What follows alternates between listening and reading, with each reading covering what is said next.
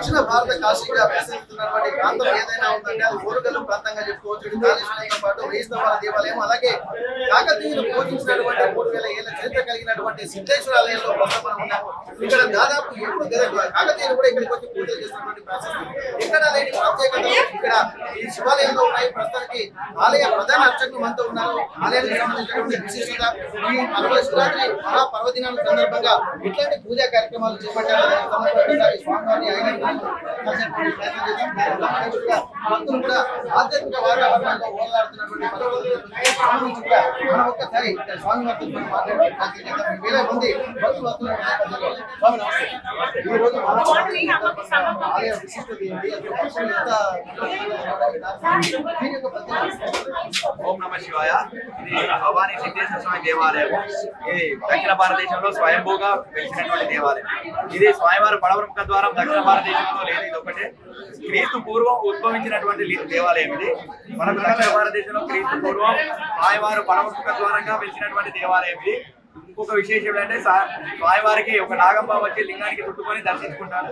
మనకు భాద్రపద మాసంలో సూర్యకిరణం కూడా స్వామివారికి గర్భాలయాలకు వెళ్ళి సూర్యకిరణం కూడా స్వామివారికి తాకుతుంది. అంటే అంత మహత్యమైన దేవాలయంగా భక్తులు భావిస్తారు.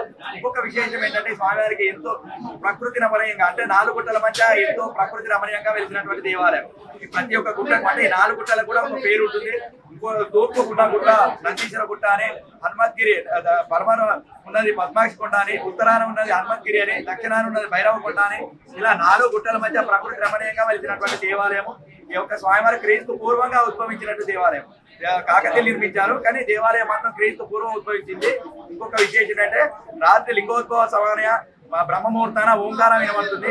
ఇలా ఓంకారం మెడిటేషన్ మనం చేస్తే మన ముందు ఎవరో సిద్ధులు మెడిటేషన్ చేసినట్టు మనకు వినబడుతుంది. అంత ప్రాశస్తమైన దేవాలయం ఇది. మనకు ఇంత ప్రాశస్తమైన దేవాలయం వరంగల్ జిల్లాలో ఉండడు కూడా ఆ భక్తులు వాళ్ళ అదృష్టంగా భావిస్తారు. మహాశివరాత్రి ఉత్సవంలో ప్రతి మాఘమాసం మొత్తం ప్రత్యేక అభిషేకాలు నిర్వహిస్తాము. ఇంకొక విశేషం ఏంటంటే స్వామివారికి మాఘ బహుళ దశమి కళ్యాణ మహోత్సవం కూడా నిర్వహించాము. ఈ ఒక శివరాత్రి ప్రతి ఒక్క భక్తుడు కూడా స్వామివారికి అభిషేకం అంటే వారే సొంతంగా ఓం నమ శివాయ అని మంత్రోచ్చరణ పారాయణం పంచాక్షరి మంత్రం పారాయణం చేసుకుంటూ వారే సొంతంగా అభిషేకం చేసుకునే విధంగా ఏర్పాట్లు చేశాము. ఇంకోటి మన దక్షిణ భారతదేశంలో ఉజ్జయిన్లో జరిగేటువంటి భస్మాభిషేకం కూడా ఈ దేవాలయంలో జరుగుతుంది. సుమారు 11 కిలోల భస్మంతో రాత్రి లింగోద్భవ సమయం అంటే శివరాత్రి మొత్తం మనకు 24 గంటల్లో ఈ లింగోద్భవ సమయం ఎంతో ముఖ్యమైనది. అంటే లింగోద్భవం అంటే లింగం స్వామివారు ఉద్భవించినటువంటి ఆ టైంలో స్వామికి భస్మాభిషేకం కూడా నిర్వహిస్తాము. ఇంకొకటి ఏంటంటే విశేషం, ఒక స్వామివారికి అంటే మన హిందూ దేవాలయాలలో పుట్టినరోజు అంటే స్వామివారు ఉద్భవించిన రోజే కళ్యాణం చేయించుకునే దేవుడు ఏ దేవుడు కూడా ఉంటుంది. ఒక స్వామివారికి ఈ రోజు కళ్యాణాలు కూడా జరుగుతాయి. ఇంత కులాశంకరుడు కాబట్టి వారు ఉపవాస దీక్ష కూడా పడుతుంది. ఎందుకంటే ఉదయం నుండి ఎటువంటి నీరు ఏమి కూడా స్వీకరించకుండా మన హిందూ సాంప్రదాయ ప్రకారం దీక్ష పాల్గొని రాత్రి లింగోద్భవమైన స్వామివారిని దర్శించుకొని ఉదయం అన్న పూజ కూడా పాల్గొంటారు. మనకు భక్తులకు ఎటువంటి అసౌకర్యం లేకుండా సర్వ పందిర్లు, లైటింగ్, మంచినీటి సౌకర్యం కూడా ఏర్పాటు చేశాము. ఈ భక్తులు మనకు ఇంకోటి విశేషం ఏంటంటే ఎంతమంది భక్తులు వచ్చినా కూడా గర్భాలయాలకు వారే సొంతంగా అభిషేకం చేసుకునే విధంగా ఏర్పాటు చేశాము. రుసుము ఉంటుంది 100 రూపాయల అభిషేకానికి. వారే టికెట్ తీసుకున్న వారికి అభిషేకము, వారే సొంతంగా పంచామృతం కూడా స్వామికి వారే మేము చేసుడు కాకుండా వారే సొంతంగా అభిషేకం చేసుకొని ఈ గోలా శంకరుడు చోటి మల్లన్న అంటారు. శంకరుడు ఏంటంటే చోటి మల్లన్న అంటారు.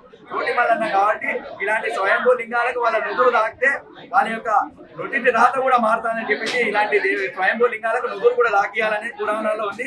అందుకే ఇక్కడ నుదురు కూడా తాకింది. ధన్యవాదాలు స్వామి. ఎందుకంటే ఎంతో చక్కగా ఆధ్యాత్మిక వాతావరణం. ఎందుకంటే దక్షిణ భారతదేశంలో ఎక్కడ లేని విధంగా ఇక్కడ ఉజ్జయినిలో జరిగేటువంటి ఎలాగైతే ఉంటాయో అలాగే చేస్తా ఉంటున్నారు. లింగోద్భవ సమయంలో కూడా ఇక్కడ ఆధ్యాత్మిక వాతావరణం కనిపిస్తుంది. ఇక్కడ భస్మాభిషేకం చేసిన తర్వాత లింగోద్భవ సమయం చాలా ప్రాశస్తిగా పేరుగాంచింది కాబట్టి లింగోద్భవ సమయంలోనే ఇక భక్తి పూజలు ఎక్కువగా జరిగేటువంటి అవకాశం ఉంటుంది. దీనికి సంబంధించి కూడా ప్రత్యేకత అంటే 4 గుట్టల మధ్యలో వెలిసినటువంటి స్వయంభూ సిద్ధేశ్వర ఆలయం కాబట్టి ఇక్కడ తండోపతండాలుగా భక్తులు అయితే తరలి వస్తున్నారు. దీనికి సంబంధించి కూడా ఒక ఆలయ యొక్క నాగబంధం అనేది ఒక ప్రతీతిగా చెప్తున్నారు. ఎందుకంటే క్రీస్తు పూర్వం ఉద్భవించినటువంటి స్వయంభూ సిద్ధేశ్వర ఆలయం కాబట్టి అప్పటి నుండి ఇప్పటి వరకు కూడా ఒక ఆధ్యాత్మికంగా ఇంకా కార్యక్రమాలు కొనసాగుతూనే ఉంటాయి. ఇక్కడ లింగోద్భవ సమయంలో కూడా ఇక్కడ సిద్ధులు కూడా ఇక్కడ సూక్ష్మ రూపంలో ఉండి ధ్యానం చేస్తూ ఉంటారు కాబట్టి ఆ ప్రణవనాదం కూడా ఇక్కడ సూచనలు చేస్తున్నారు. కాబట్టి దీని యొక్క ప్రాశస్త్యం ఎంతో ఉందని చెప్తున్నారు. ఇప్పటికీ దక్షిణ భారతదేశంలో ప్రముఖ శైవ క్షేత్రంగా ఉంటున్నటువంటి ఈ దేవాలయము దక్షిణ భారతదేశంలోనే ఒక దక్షిణాభిముఖంగా అంటే పశ్చిమాభిముఖంగా ఉన్నటువంటి క్షేత్రం ఏదైనా ఉందంటే అది కేవలం ఈ యొక్క సిద్ధేశ్వర ఆలయం అని చెప్తున్నారు. ఏదేమైనప్పటికీ కూడా మహాశివరాత్రి పర్వదినం సందర్భంగా భక్తులు స్వామివారికి అభిషేకించి అన్వేషం పొందుతున్నటువంటి సందర్భాన్ని